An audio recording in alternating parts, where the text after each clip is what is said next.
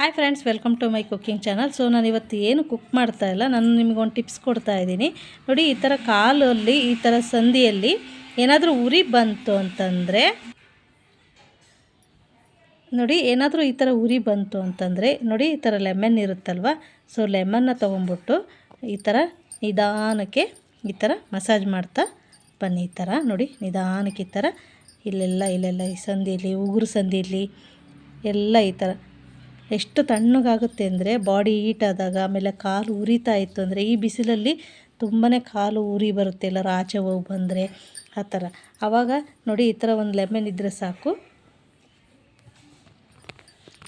ಈ ಥರ ಲೆಮನ್ ಇದ್ದರೆ ಸಾಕು ನೋಡಿ.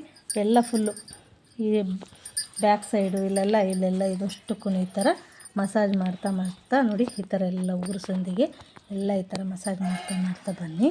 ತುಂಬ ಎಷ್ಟು ಹಾಯ್ ಅನಿಸುತ್ತೆ ಅಂದರೆ ತುಂಬಾ ಚೆನ್ನಾಗಿರುತ್ತೆ. ಖಂಡಿತ ಒಮ್ಮೆ ಈ ಮೆಥಡಲ್ಲಿ ಟ್ರೈ ಮಾಡಿ. ಕಾಲೇನಾದರೂ ಉರಿತಾ ಇತ್ತು, ಬಾಡಿ ಹೀಟ್ ಆಗಿತ್ತು ಅಂದರೆ ಈ ಥರ ಲೆಮನ್ನಲ್ಲಿ ಈ ಥರ ಮಸಾಜ್ ಮಾಡ್ಕೊಳ್ಳಿ.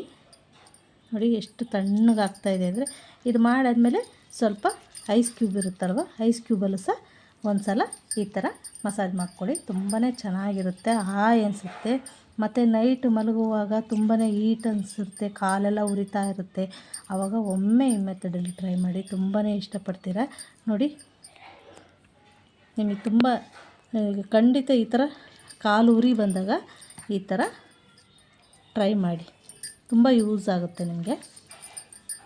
ಈ ಬಾಡಿ ಹೀಟ್ ಆಗೋದು, ಕೆಲವ್ರದ್ದು ತುಂಬ ಉಷ್ಣ ಇರುತ್ತೆ ಬಾಡಿ, ಆಗ ಈ ಲೆಮನ್ನಲ್ಲಿ ಈ ಥರ ಮಾಡ್ತಾಯಿದ್ರೆ ನೋಡಿ, ಒಂದು ಓಳಲ್ಲಿ 2 ಕಾಲನ್ನು ಸಹ ಮಸಾಜ್ ಮಾಡ್ಕೊಬೋದು. ಈ ಥರ ಎಲ್ಲ ಈ ಥರ ನೋಡಿ, ಈ ಥರ ಬೆಳ್ಸಂದಿಯಲ್ಲಿ, ಆಮೇಲೆ ಈ ಥರ ಎಲ್ಲ ಉಗುರು ಸಂದಿಯಲ್ಲಿ ಎಲ್ಲ ಉರಿತಾ ಇರುತ್ತೆ. ಈ ಥರ ಮಾಡ್ಕೊಂಬಿಟ್ರೆ ಈ ಥರ ತಂಪು ಅನಿಸುತ್ತೆ. ಈ ಥರ